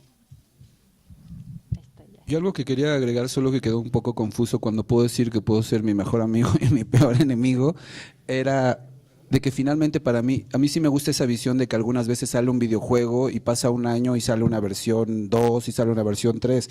Entonces, mientras tenga tiempo, aunque una pieza tiene un final burocrático y un principio y un final y una entrega, a mí sí me gusta la idea de que si tengo un poco de tiempo y de repente imagino alguna manera para mejorar la narrativa, los fondos o X elementos que pueden mejorar esa pieza, intentaré, pues para eso están las apps en internet, e intentaré ir haciendo actualizaciones de las piezas para que precisamente todo se vaya haciendo un poco más sólido con el paso de los tiempos. ¿Están viendo este video de... Sí, pensé que era una pieza nuestra. Yo también pensé que era una pieza de él.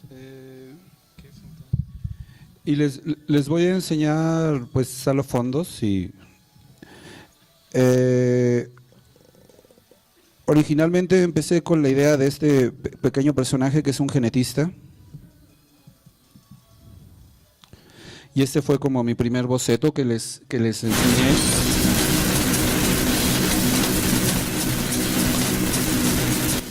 Y pues me la pasé sacando fotografías.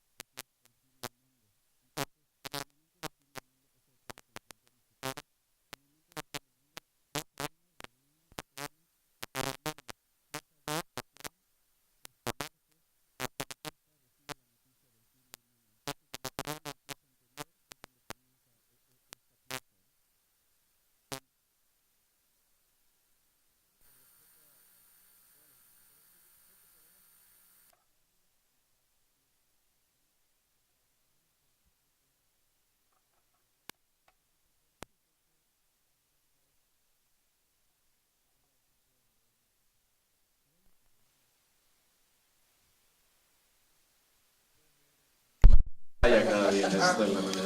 Bueno, y luego confieso que en esa experimentación, al principio mis bocetos fueron muy básicos, como decir, un perro, ¿no? Pero poco a poco, justo por eso es lo que hablo de lo de las actualizaciones, porque no he dejado de modelar, y no obstante la pieza estar terminada, sí estoy haciendo sustituciones de objetos que ya no, aunque eran parte del guión original, ya ahora no me parece que sean tan coherentes. También estuve haciendo fórmulas fractales para hacer los fondos, buscaba cómo la manera de hacer esculturas envolventes y cómo poder acelerar, ¿no? Entonces estas formas son a partir de fórmulas fractales. Entonces estuve haciendo muchas como experimentos para cómo no modelo y tengo una escultura envolvente en la que se pueda integrar los personajes, y esta es la que me gusta más. Les voy a enseñar una que pueden encontrar en YouTube. Déjenme ver, creo que es déjenme ver, es que no cargue el video. A ver.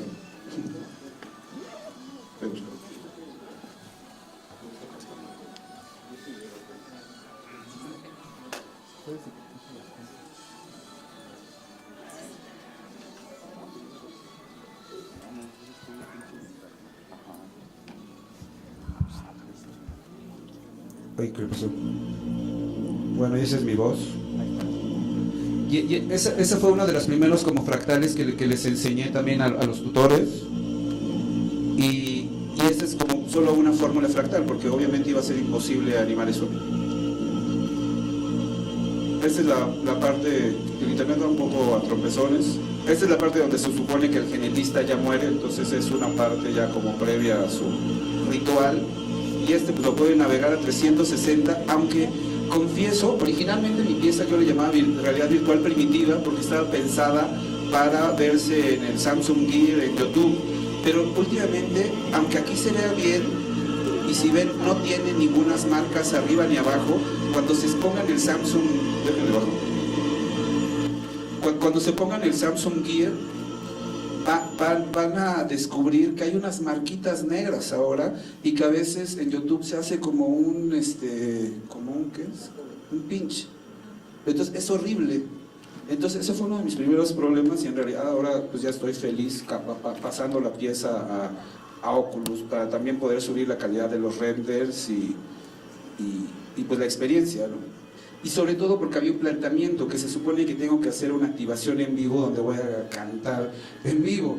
Y ese sí fue un problema darme cuenta que obviamente como yo nunca había tenido un teléfono con giroscopio, pues ya una vez que lo tuve dije, wow, hay mucha latencia, no hay manera que yo pase del teléfono hasta una computadora o a un proyector, o sea, fracaso número uno, ese sí fue un fracaso. Entonces dije, no pasa nada, ahora que pase, ya le entrega, me compro un Oculus, empiezo a vertir todo y entonces sí ya puedo proyectar la experiencia. Esa es, por ejemplo, una solución que se salió dentro de mi propuesta por no tener la tecnología. Uno es saber lo que puedes hacer con la tecnología, pero hasta que no la tienes en tus manos las 24 horas al día no te puedes dar cuenta obviamente de los problemas, ¿no? Y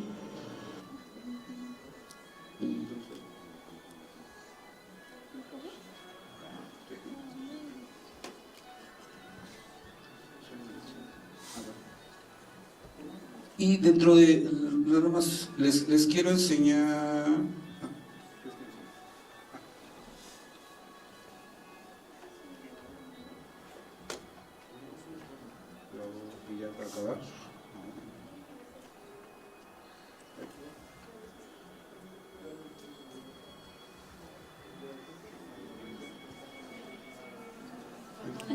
¿Dónde está? La de artes. Esperemos que esté muy bien.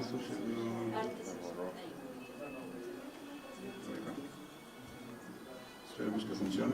Ok. Entonces, un poco nada más para que sí se entienda lo que decía en términos transmedia. Ahorita la pieza que estoy trabajando en el laboratorio de artes, en el laboratorio de inmersión, es la parte 3. Entonces estoy haciendo el libro de los sueños y me di cuenta que si no explicaba esa parte, entonces van a ver que va a haber personajes colindando en la pieza que estoy haciendo ahorita en el laboratorio de inmersión, y esa escena que dije que soñé, que son estos pequeños personajes, estos, muy lento el internet. Bueno, en que se supone que también uno de los argumentos de ya para cerrar conceptualmente como la narrativa de la pieza, en su decepción, él dice, como genetista mexicano en Marte, pensando que sí le iba a dar tiempo de salvar a la humanidad, dice, pero ¿qué idioma van a hablar? ¿Van a hablar mexicano? ¿Qué música van a escuchar? ¿Van a bailar cumbia? Entonces se empieza a preocupar por qué es lo que les va a enseñar y decide que en caso de sobrevivir y en caso de ser capaz de crear a esos primeros seres, sí, primeros transhumanos marcianos, decide pues que no les va a hablar, o sea que no quiere comunicarles toda la historia y la tradición del lenguaje en la lengua mexicana, ¿no? De esta civilización humana, ¿no? Y todo ese conocimiento, ni quiere ser padre, ni quiere ser Dios, ni quiere ser maestro, ni quiere ser ninguna jerarquía de la cultura, en ese sentido, y decide, eso es bastante naif y estúpido, siempre hay un poquito como de humor bastante tonto en las piezas, es que decide usar sus últimos 15 minutos por la latencia de 30 de diferencia con la Tierra, antes de que se acabe el mundo, entonces decide usar sus últimos 15 minutos para bajar tutoriales de cantos rituales. Entonces por eso no hay letra ni hay texto en todas las rolas, y por eso hay mucha voz, y por eso es una ópera, porque todo se comunica en cantos. Entonces ahí es donde el sueño entró, una cosa que no podía explicar. ¿Cómo explico a un tipo bajando cosas de la Wikipedia durante media hora? Era bastante absurdo contarlo, sí en el guión temático del mensaje, pero finalmente ahí es donde entró el sueño y se le aparecen toda esta serie de chamanes, y es ahí donde ya resuelvo con ese sueño ese punto que quedaba flojo y conecto la tercera parte de la trilogía. Y eso sería como un poquito Gracias, Julián. ¿Puedes mostrarnos un poco de tu trabajo, Adrián, rápidamente? Gibran primero. Ani, y por acá últimas 6 personas.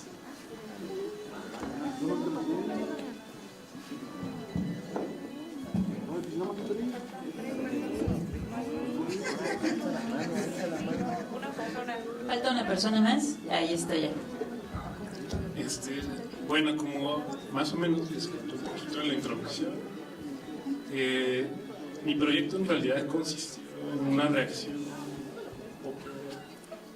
a un hecho, y ya de ahí se desprendieron como otras cuestiones, que era en 2013 el descubrimiento de esta estrella que tiene un nombre impronunciable, que solo son números y letras, pero que le llamaron Tavistar en honor a la astrofísica que descubrió esta estrella, y como les contaba, lo raro que había aquí era que no había un argumento que explicara como este comportamiento tan inusual y que llamó tanto la atención desde pseudocientíficos hasta gente de New Age, etc. Entonces, bueno, lo más interesante fue que muchas instituciones decidieron aportar sus recursos para monitorear esta estrella, y a raíz de ahí yo obtuve como una serie de recursos para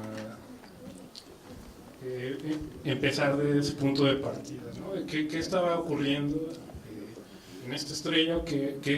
¿Cuáles serían como las posibilidades más allá de la especialidad, ¿no? Más allá de la astrofísica? Entonces, bueno, desde los 50 hay un físico inglés que él predijo, bueno, propuso una teoría del aprovechamiento de la energía de una estrella, y cuál sería como pues la intención o el propósito de una civilización pues no nada más acumular energía, sino de cómo redistribuir y cómo este recurso iba a ser más valioso que el capital, o que en el futuro del siglo XXI. Entonces, pues este físico de lo que hablaba, en pocas palabras, era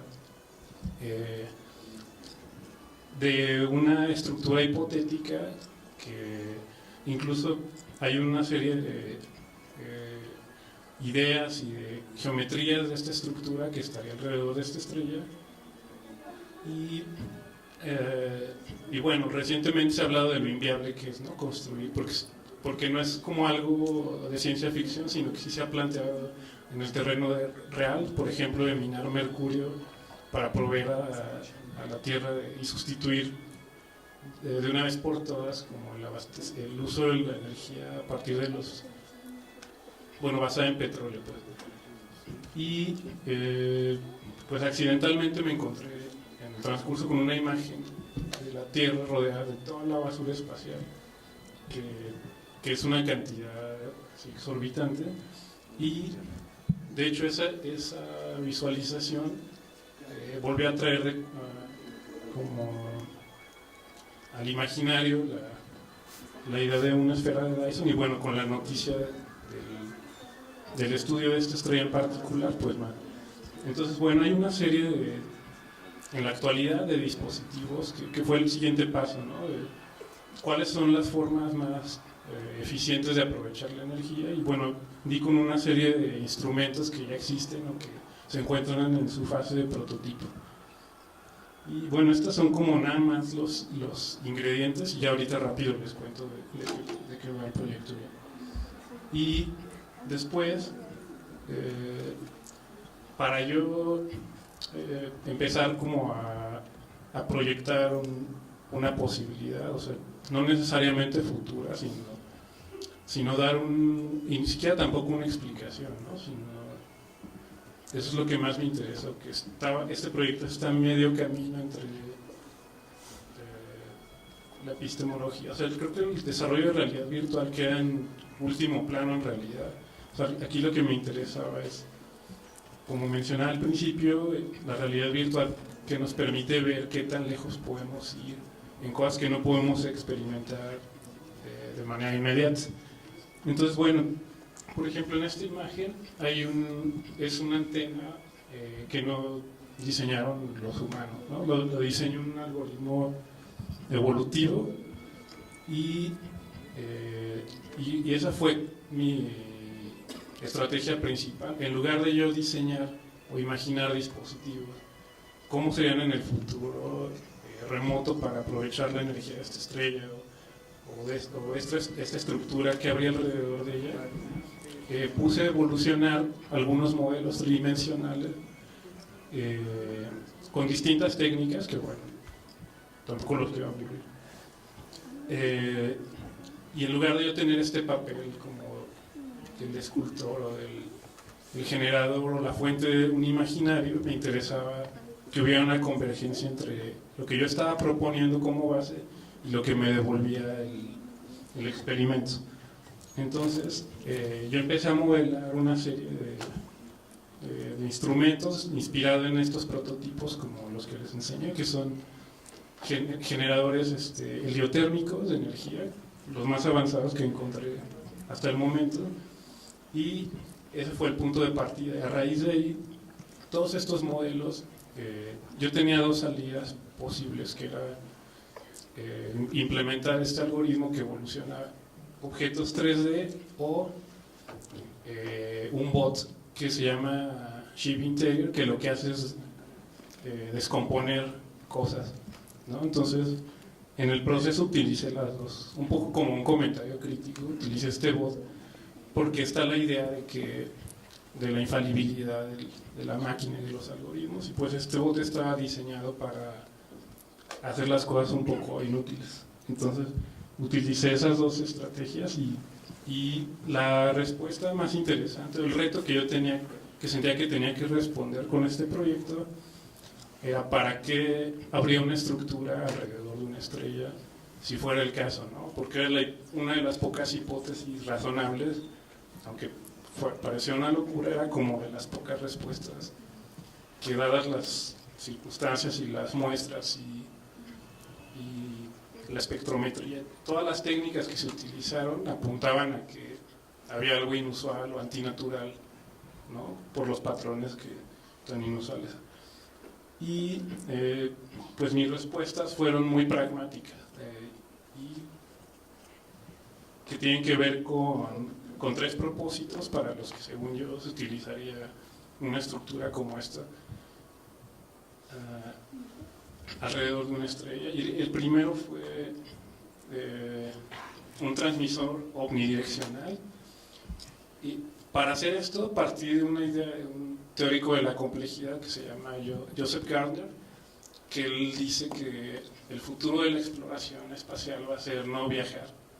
O sea que es una misión un poco inviable económicamente, en cuanto a recursos humanos, etc. Entonces lo que propone es la transmisión de un paquete de datos que, un poco como el disco que se envió en Voyager en los 70s, de los discos dorados de Carl Sagan, pero él proponía como enviar paquetes de datos que fueran un resumen de lo que ocurrió en la humanidad hasta ese punto. Y la segunda respuesta es una idea que, bueno, tiene un nombre en específico, se llama Computronium, que es un sustrato de materia que tiene la capacidad de computar la mayor cantidad de operaciones en la menor cantidad de espacio posible, y de dar el salto de la información a la inteligencia y de la inteligencia a la conciencia. Entonces son aspectos demasiado especulativos que pues muchos dirían que terminan recayendo más como en un aspecto poco místico, poco científico, pero que pues tiene bases y tiene una serie de proyecciones en líneas temporales que le dan sentido, ¿no? Al menos como teorías. Y por último, este que está hasta acá es un dispositivo teórico y matemático que se llama Alcubierre Drive, en honor a un físico mexicano que trabaja en la NASA que se llama, me parece que se llama Alberto Alcubierre. Y bueno, él lo llamó la NASA porque tuvo una idea pues muy inusual también en lo referente al futuro del aprovechamiento energético, que era utilizar esas grandes cantidades de energía para distorsionar el tejido tempoespacial. Para esto requería la energía de una estrella. Entonces, digamos que son tres respuestas que yo condensé bueno, en la complejidad de todo este proyecto, y que se van a poder ver, no sé cuándo inaugura la exposición, pero pronto, muy pronto. Y bueno, ahí van a poder no nada más navegar. Ahí también hay como algo interesante en cuanto al medio, que no nada más no es este papel pasivo y cinemático de explorar un entorno de realidad virtual, sino que va a estar abierto en alguna etapa a la modificación del código fuente o a la adición de objetos con un sistema de submit, o sea, como hacer una propuesta e invitar a una serie de especialistas y no especialistas interesados en el tema a participar en el desarrollo futuro de esta pieza. Entonces no se va a quedar como en el momento en el que se lanzó ya, porque también en un año pasan muchísimas cosas, y de cuando empecé el proyecto para acá, las herramientas se volvieron un poco obsoletas o fueron evolucionando. Entonces lo que me di cuenta es que este proyecto también debería ser evolutivo y seguir transformándose, ¿no? Como de plataformas, etcétera. Y bueno, eso es todo. Muchas gracias, Gibran. Creo que ya se nos acabó el tiempo, pero podemos tomarnos todavía 10 minutos más. Sí podemos.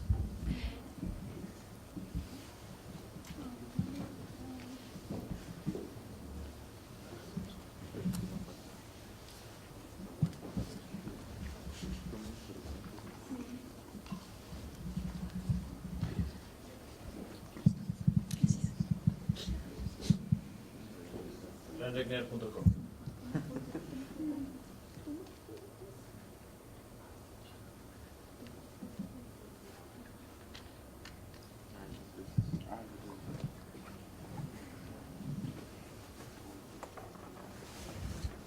Tenemos 10 minutos más, pero no voy a tomar 10 minutos más. Hagamos una prueba, un ejercicio de 1 minuto, porque han sido muy pacientes con nosotros y como pueden ver, estos temas son muy complejos. Cada pieza podría ser no solamente una clase de doctorado, podría ser todo un doctorado. Entonces, en consideración a ustedes y citando al documental The Martian, en él, Matt Damon, al final, si la vieron, dice: si pueden responder suficientes preguntas, pueden regresar de Marte a la Tierra, ¿no? Entonces, un poco a poco, respondiendo a Jordi, porque me pareció muy interesante su perspicacia, voy a explicar en un minuto, en un ejercicio muy sencillo, cuál fue mi motivación para hacer la pieza que estamos viendo aquí, que realmente es cómo funciona la mente de alguien que de otra manera puede ser muy caprichoso y puede sobreexplicar a veces, si se tiende a ser yo. Entonces, en un minuto les voy a explicar qué quería hacer yo. Cuéntemelo. En un minuto yo quería hacer una... Me encantan las bombas nucleares. ¿Y dónde están las bombas nucleares? En la Tierra. Y últimamente, ¿qué puede hacer? Destruir la Tierra. Sin embargo, quiero pensar cómo sería la trayectoria de choque de la última bomba nuclear sobre la faz de la Tierra. Ponerme en los ojos de la bomba nuclear. En ese respecto, ¿de dónde proviene y qué es lo que vamos a terminar siendo? Nube de estrellas. Entonces tenemos que pasar a través de todo el espacio. Entonces, ¿qué hago? Me siento en mi casa y abro Google y pienso, bueno, que estaría padre ver alrededor del espacio, las fotos de los humanos yendo al espacio, que es lo único que tenemos de eso, salvo polvo estelar. Entonces voy a la página de la NASA y al Apolo 10 y veo que tienen como 10.000 fotografías en JPG de alta resolución para bajar, y entonces las bajo todas y paso como 2 meses bajándola, y no solo de la casa. Y entonces después de eso me doy cuenta que quiero ponerlas en una especie como de Stacetropo, que son estas cosas que son los principios de la animación. Entonces de alguna forma también tengo que citar a los principios de la animación para hacer realidad virtual, y pongo cada una de las 10.000 fotos en una de estas celdas de un túnel, porque quiero hacer un túnel por el cual tienes que caer a lo largo del espacio. Es un túnel infinito, esta pieza se puede ver infinitamente, está rodeándonos en toda su 360-habilidad. Entonces cada celda es única. Entonces tienes que pintar cada una de esas, la pintas, calculas el ángulo en el cual se curva esta malla como ciclónica, como la de los jardines, entonces investigas eso. Y después de eso renderas todo y 6 meses después te dan el papel. Punto. Entonces más o menos esa es la pieza. Tienes que responder un poco a tus caprichos, saber cuándo es pertinente ser caprichoso, en qué otro momento hay que ser disciplinado, y poco a poco regresas de Marte como en forma de bomba. Entonces, este es L de Lucía. Lucía es la bomba que estamos viendo. Les voy a arruinar la pieza porque estoy muy orgulloso del final de la pieza. Si se trata de ser una bomba, tenemos que aterrizar donde en 6 de agosto del 45 aterrizó la primera bomba. Y puntos extra a quien se acuerda dónde fue eso.